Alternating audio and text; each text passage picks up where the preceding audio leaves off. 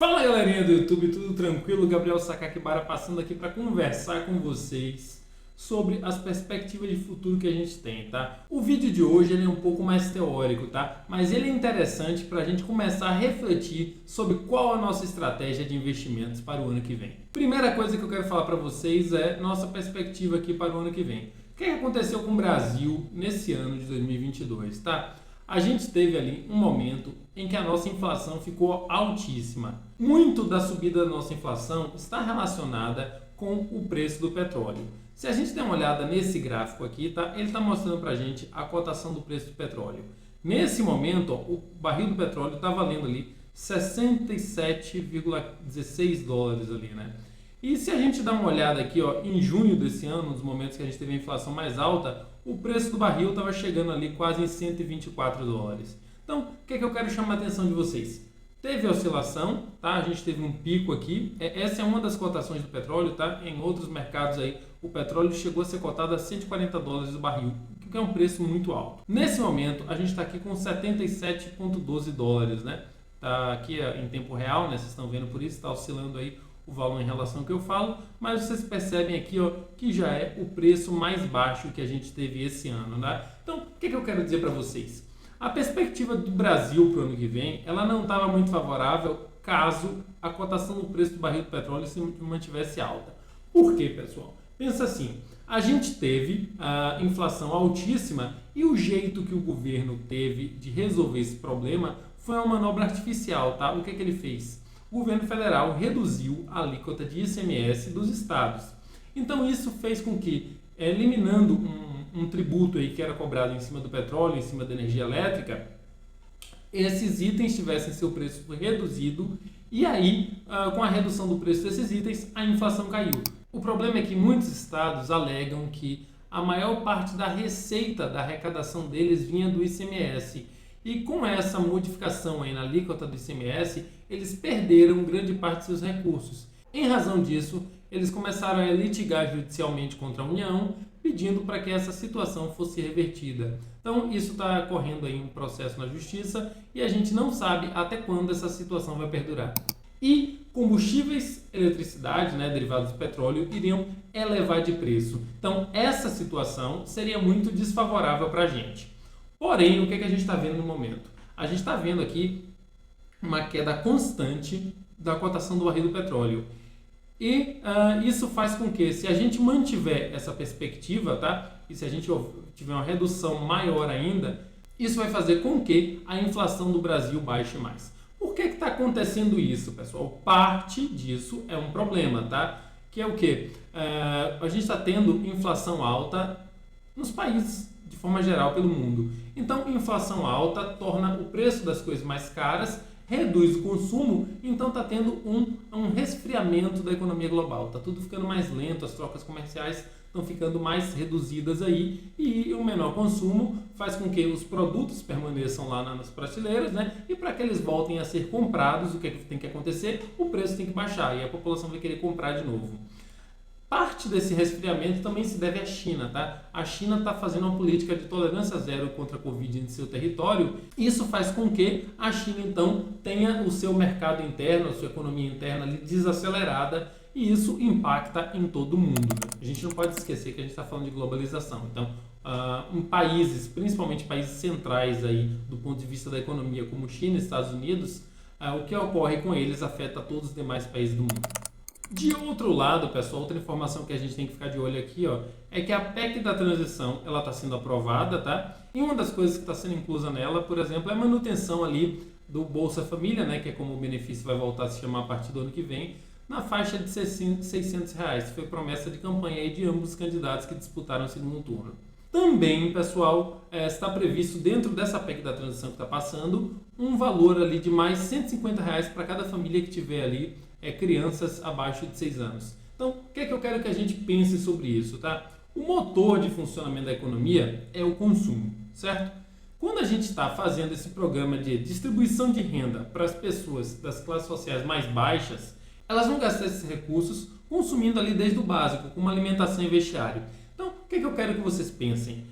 Se está sendo liberado mais recursos para essa população ter à disposição, poder usar no que vem, e a perspectiva é de baixa da inflação por causa da redução do preço do barril do petróleo, isso quer dizer então que pode estar se criando aí um ambiente favorável para o crescimento do país. Outras possibilidades que a gente precisa ficar atento aqui em razão desse mercado globalizado. Primeira delas, vamos supor que o consumo interno no Brasil começa a aumentar em razão dessa disponibilidade de crédito aqui. Isso pode sim pressionar com que a inflação brasileira se eleve. Porém, vamos pensar, quais foram os itens aqui que mais marcaram a inflação brasileira esse ano? Foram os maiores responsáveis aí pelo aumento da inflação. O preço dos combustíveis, da energia elétrica, tá? São itens aí que afetam a inflação, e os alimentos. Se a inflação no exterior continua alta, isso diminui a exportação do Brasil. E o Brasil exporta principalmente alimentos. Com maior disponibilidade de alimentos no mercado interno, pode ser que a inflação não se eleve, mesmo havendo aí esse aumento de consumo interno. Outra coisa que a gente tem que pensar também é sobre a taxa de juros no exterior, tá? Vamos supor que, como a inflação continua alta em outros países, aí, como os Estados Unidos, eles são obrigados a aumentar a taxa de juros deles. Pessoal, quando ocorre um aumento da taxa de juros nos Estados Unidos, o que vai acontecer? Muitas pessoas vão preferir investir o dinheiro delas em dólar, tá? Do que no real. Por quê? O dólar é uma moeda mais segura, existe há muito mais tempo. E vamos pensar assim, se a taxa de juros brasileiro, por exemplo, está 13,75, tá? E a taxa de juros americano chega a 8%. Claro que não vai chegar a 8%, vai ser um valor realmente muito alto para eles. Mas vamos supor que chegasse. O que você acha que as pessoas iam fazer? Preferiam investir em real a 13,5% ou investir em dólar a 8%? Isso diminui muito aí o interesse dos mercados para investir no mercado brasileiro. Então, o que isso vai fazer? Vai fazer com que mais pessoas tirem seus capitais que estão investidos aqui no Brasil nesse momento e vão investir lá fora. Indo investir lá fora, isso cria uma fuga de dólares e isso pressiona a cotação do dólar, fazendo com que a cotação do dólar frente ao real aumente. Então, essa desvalorização do real, valendo menos aí em relação ao dólar, também vai ser ruim para a inflação brasileira. Então, você vê, é um emaranhado, um sistema complexo de informações aí, mas que a gente deve ponderar. E o que é que isso tudo tem a ver com os investimentos? Eu estou aqui no site do Tesouro Direto e estou mostrando para vocês que as taxas do Tesouro, elas chegaram a dar uma caída ali abaixo de 6%, tá? E hoje elas voltaram ali a 6,24, chegou a registrar hoje 6,29, tá? Então, o que eu quero dizer com isso? Percebam que o topo, o momento histórico ali, o ponto mais alto que a gente teve, ó, 6,27, 6,28. Nesse dia aqui, dia 23 de novembro, foi registrado 6,28, ele chegou a ter um pico ali de 6,32, tá? Então, essa é a taxa mais alta que a gente teve no Tesouro IPCA 2045 até hoje. É claro que pode chegar acima disso? Pode, tá? Se a gente for olhar comparativamente com outros títulos, o momento em que a taxa chegou mais alta foi o momento ali do impeachment, tá? No ano de 2016. No momento do impeachment ali, o Tesouro IPCA 2035 chegou a uma taxa de quase 8%. Isso pode voltar a acontecer e pode fazer com que esse título suba ainda mais? Pode. Mas a gente tem que entender que o processo de impeachment é um processo estressante, tanto para a política quanto para a economia do país, tá? E, aparentemente, a situação que está se formando para o ano que vem não é uma situação de estresse, tá? É uma situação favorável aí do ponto de vista da economia. Então, o que eu quero chamar a atenção de vocês? Caso a gente tenha a confirmação, tá, dessas informações que estão presentes agora, nesse momento, dia 8 de dezembro de 2022, de que a economia vai entrar nos trilhos, a gente vai ter uma redução da inflação e uma possibilidade de aumento do consumo, tanto por causa da majoração dos benefícios sociais ali que estão sendo votados na PEC e unido ao fornecimento desses benefícios sociais com a redução da inflação, isso melhora ainda o poder de compra da população, tá? E o poder de compra desses itens básicos. Então, o que é que isso vai fazer? Isso faz com que a economia volte a se acelerar.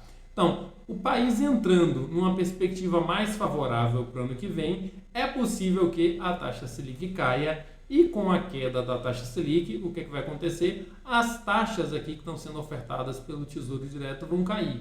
E se essas taxas caírem, entra aí uma ótima oportunidade para fazer marcação a mercado. Só para a gente fazer uma experiência aqui de como que isso pode favorecer aí os seus investimentos. Para isso, vamos pegar aqui a calculadora do Tesouro Direto e vamos fazer aqui uma experiência, tá? Vamos pegar o nosso título IPCA 2045, que ele é bem bom para fazer marcação a mercado. Qual que é a data do investimento? Vamos supor que a gente investiu hoje, dia 8 de dezembro de 2022, tá? Vencimento automático. Qual que é o valor investido? Vamos, para facilitar ali, deixar uma conta bem simples da gente entender, vamos botar o valor de 100 mil, tá? Que taxa? Vamos dizer que a gente comprou essa taxa que vocês viram agora comigo ali, a 6,24, tá? Taxa de corretora zero, isso aqui você pode encontrar corretora zero. Por que inflação eu vou botar zero, tá? Para a gente ver aí só qual é o rendimento real sem descontar a inflação. Aí vou pedir aqui para a gente fazer a simulação avançada, tá? E aí a gente vai simular que a gente vai fazer um resgate antecipado, tá? Vamos supor ali que no dia 30 de junho de 2023 as taxas do Tesouro caíram, né? A gente comprou a 6,24 hoje. Vamos supor que a economia melhorou e essas taxas tenham caído para 5,24. O que acontece, galera? Vamos calcular aqui, ó. Perceba, vão ter se passados aí 203 dias, tá? E aquele valor, deixa eu reposicionar a câmera aqui para vocês enxergarem melhor, e aquele valor de 100 mil reais que a gente investiu, a gente teria líquido para resgate R$ 21.560. O que é que isso quer dizer, pessoal? Estou demonstrando para vocês que se o cenário da economia melhorar, a gente vai ter aí uma rentabilidade líquida de 21,56% em apenas 200 dias. Beleza? Isso aqui a gente está vendo um cenário positivo. Vamos dar uma olhada agora em um cenário um pouco mais negativo? Vamos lá. Por outro lado, se em vez dessa taxa subir para 5,24, descer para 5,24, vamos supor que essa taxa tenha subido para 7, tá? O que é que vai acontecer com o Tesouro nesse momento? A gente vai ter investido 100 mil reais, tá? E a gente vai ter nesse momento R$ 88.428 reais. Isso aqui é o efeito da marcação a mercado, tá? A gente vai ter aí tido uma perda de rendimento